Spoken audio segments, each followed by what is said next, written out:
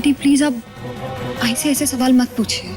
आभा बेटा, कल को मेरी सोसाइटी वाले, मेरे जान पहचान वाले मुझसे सवाल पूछेंगे तो मुझे उसका जवाब पता होना बहुत जरूरी है। और मैं ये जो कुछ भी जानना चाह रही हूँ, ये मैं तुम्हारे और कार्तिक के भले के लिए ही जानना चाह रही हूँ।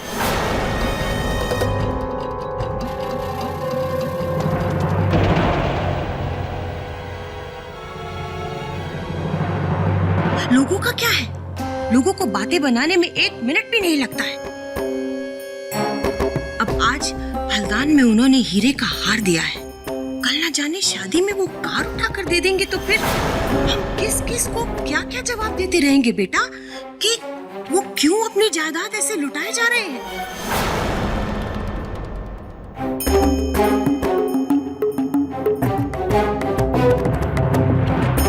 आंटी आप मेरी आई से ऐसे सवाल करिए जिनका जवाब खुद उनके पास नहीं है। तो फिर पता करो बेटा, क्योंकि मुझे जब तक इस बात का पता नहीं चल जाता कि सूर्यकांत जी के साथ आप लोगों का क्या रिश्ता है, तब तक मुझे कार्तिक और आभा की शादी शायद टालनी पड़ जाएगी।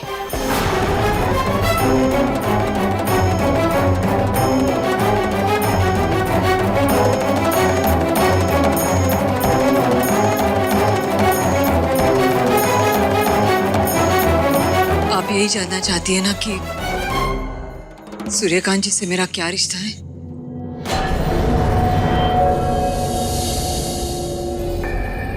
वो मेरे पति है।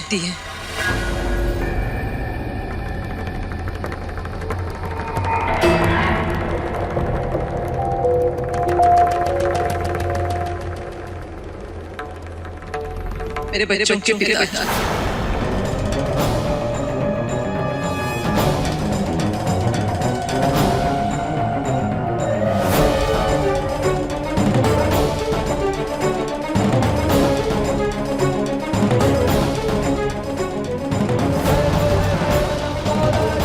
बाबा, मैंने तो सोचा था कि छोटा सा सुतली बम फटेगा, यहाँ पे तो पूरा एटम बम फट गया रे।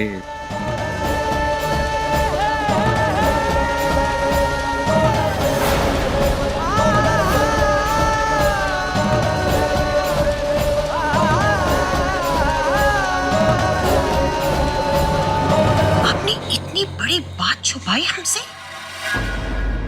कावेरी जी, ना सिर्फ आपके पति जिंदा है, बल्कि वो हम लोगों के बीच में मौजूद भी है। और आभा, तुम भी मुझसे झूठ बोलती रही कि तुम्हें कुछ नहीं पता। नहीं, आभा ने झूठ नहीं बोला है, उसे ये सब पता नहीं था।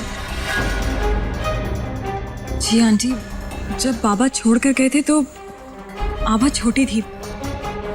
ये 20 साल पहले की बात है, उसे तो ठीक तरह से याद भी नहीं होगा उनका चेहरा। तो अवनी, तुम्हें तो याद था ना अपने बाबा का चेहरा, तुम तो पहचान गई थी ना उन्हें।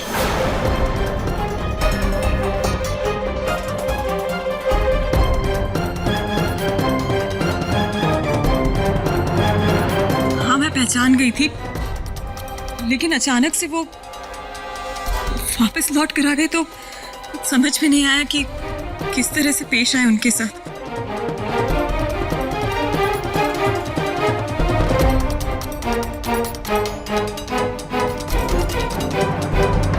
अब आप मुझे बताइए कि मैं अपनी सोसाइटी वालों को जाकर क्या कहूं? सब लोग मुझ पर हंसेंगे। मेरे बेटे के ससुर उसके फलदान की सेरेमनी में आते हैं और उनकी अपनी बेटी उन्हें एक रस्म तक नहीं निभाने देती। मैं हाथ जोड़कर माफी मांगती हूँ आपसे। कावेरी जी, आपने तो मुझसे माफी मांग ली, लेकिन अब मैं, अगर मेरा कार्तिक आपकी आभा से इतना प्यार नहीं करता होता ना, तो मैं ये रिश्ता आज अभी। नहीं, ऐसी बात मत कीजिए। आप जो कहेंगी मैं वो करूंगी। जिसके सामने माफी मांगने के लिए कहेंगी मैं माफी मांग लूंगी, लेकिन आप रिश्ता तोड़ने की बात मत कीजिए। तो ठीक है, जो हुआ सो हुआ, लेकिन अब मैं नहीं चाहती कि शादी में कोई प्रॉब्लम हो। या हमारे परिवारों पर कोई उंगली उठाए। इसलिए मैं हाथ जोड़कर आपसे एक रिक्वेस्ट करती हूँ। आप जैसा कहेंगी मैं वो करूंगी। लोगों को दिखाने के लिए ही सही, लेकिन कार्तिक और आभा की शादी में सूर्यकांत जी आपके पति बनकर ही शामिल होंगे।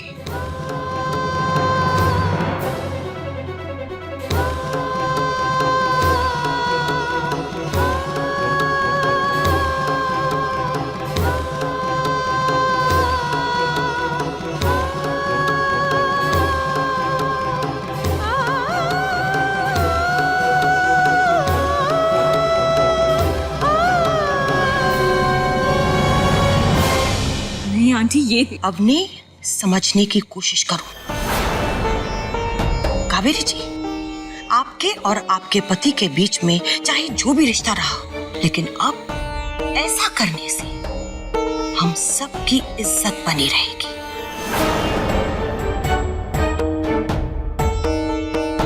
Please, this is my request.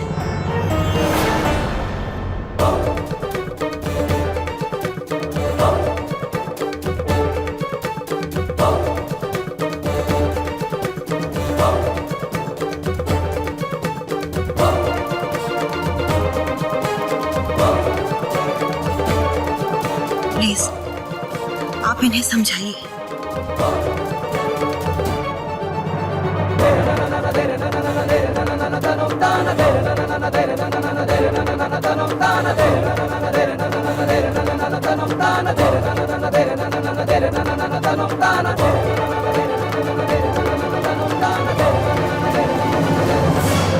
समधन जी,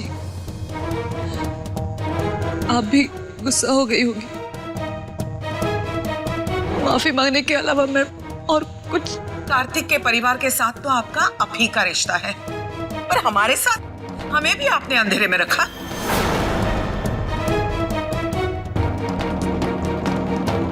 यकीन नहीं होता कि आपने इतना बड़ा झूठ बोला। आपके पति के जिंदा होते हुए भी आपने कहा कि आपके पति नहीं है। लता, ये सब बातें करने का समय नहीं है।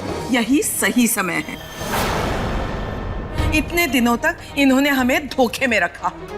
मैं सोचती थी जो भी हो, आप एक सच्ची औरत हैं।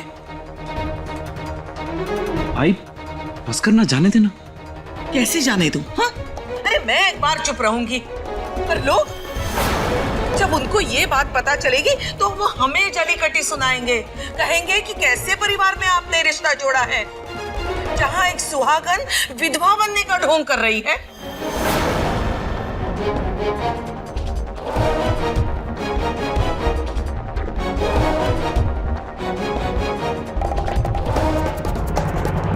लता, बच्चों का तो सोचो, कम से कम उनके सामने ये सब बातें। सब समझदार हो गए हैं।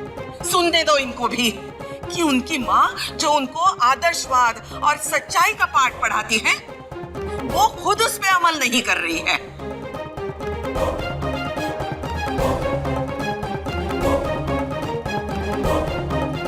समधन जी, मैं कैसे समझाऊं आपको? अब आपकी हर बात झूठी लगेगी मुझे, क्योंकि मैंने सच अपने कानों से सुन लिया है। रवनी, तुझे तो पता थी ना ये बात? आई वो मैंने तेरा बर्ताव देखकर मैंने सोचा कि कुछ गड़बड़ है। अब पता चला कि ये गड़बड़ थी। अब तुझसे भी भरोसा उठ गया है मेरा।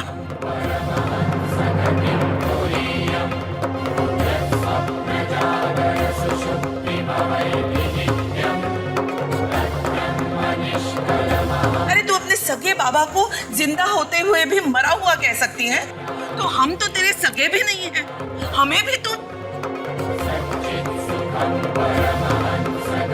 तेरी आई के कारण मैंने सबसे कह दिया कि इनके पति नहीं हैं। आपने तो अपने साथ साथ मुझे भी आपके पाप का भागीदार बना दिया। मैं तो उस दिन को कोस रही हूँ जब हम यहाँ रिश्ता लेकर आए। मेरी जिंदगी का सबसे काला दिन।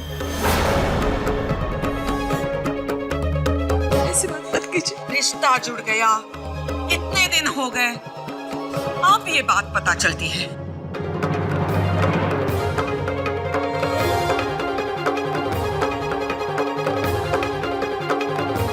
अगर पहले पता चलती ना तो इस परिवार से रिश्ता ही नहीं। भाई बस कर, शांत हो जाना तू। आई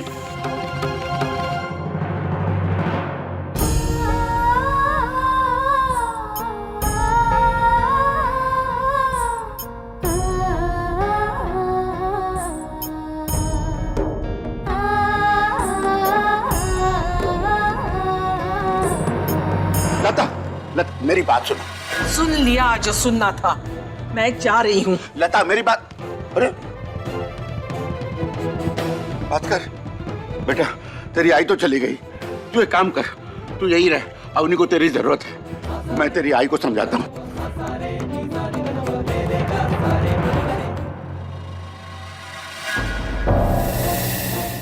क्या देखता है ऐसे, मैं भी फैमिली मेंबर ही है ना बाबा। वो सब छोड़, तू जाके उन्हीं की फैमिली को संभाल। मैं आई को संभालता है, पारा बहुत गर्म है और बाबा से अकेले से आई संभलेंगी नहीं, तेरे को मालूम है। यार बाबा चिंता न करो, मैं सब संभाल लेंगे। जा जा।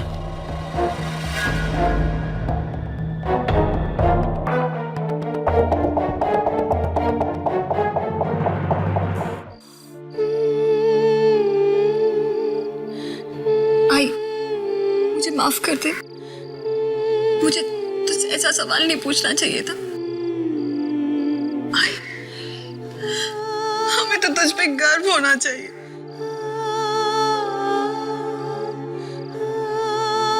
और हमें तुझसे सवाल कर रहे हैं। आई हमें माफ कर दो।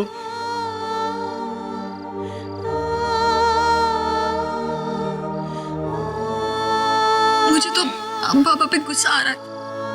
जब मन में आया तो वापस चले आए। सोचा भी नहीं कि उनके आने से हमारी जिंदगी पे क्या असर पड़ेगा, हमारी मुसीबतें कितनी बढ़ जाएंगी। जो लोग खुद कर्ज होते हैं ना आबा, वो दूसरों के बारे में नहीं, सिर्फ अपनी परेशानियों को देखते हैं। अब बाबा को अपने परिवार की जरूरत है, हमारी जरूरत है, इसलिए वापस आ गए।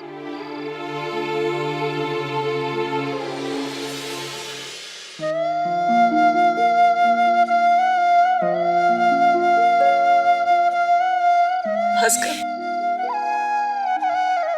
मैं आपकी और आपके परिवार की दोषी हूँ। जाने अनजाने में मैंने छुपाया है आपसे। हो सके तो माफ कर दे। नहीं आई, कैसी बातें कर रही है तू? कोई आई अपने बच्चे से माफी? अरे जिस तरह से तेरे बच्चों को तुझ पे बहुत नाज है, वैसे मुझे भी है।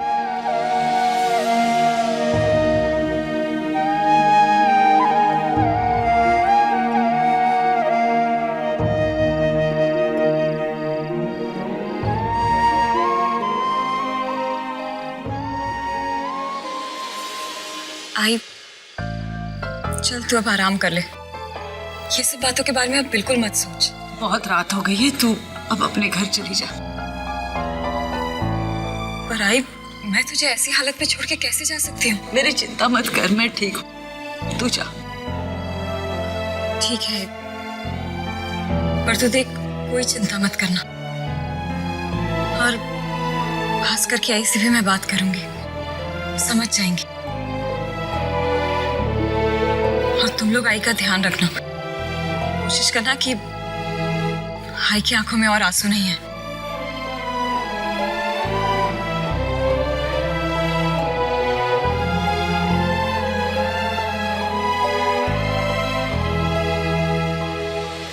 लता समझने की कोशिश करो। क्या समझने की कोशिश करूं?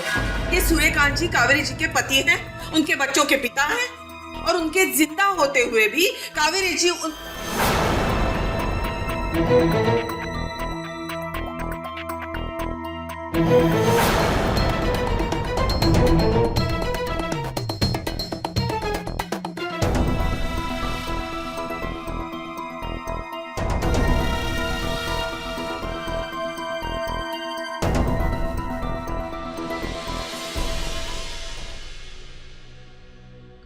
आई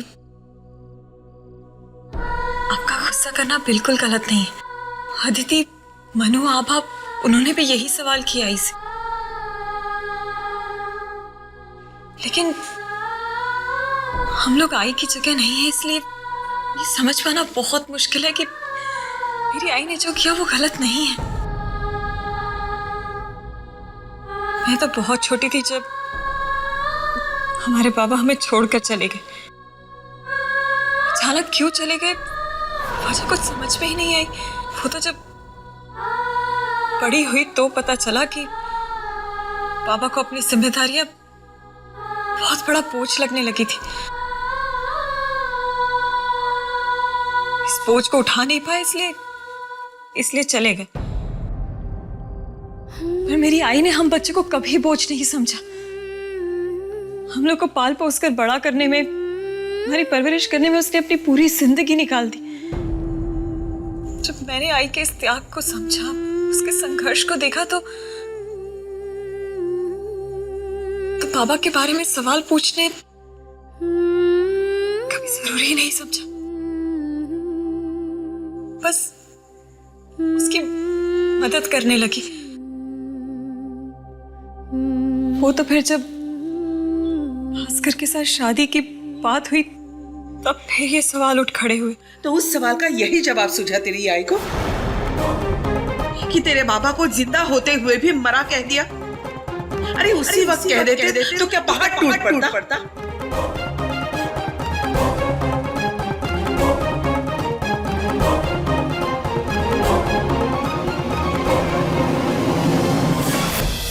मायके से बंधी डोर।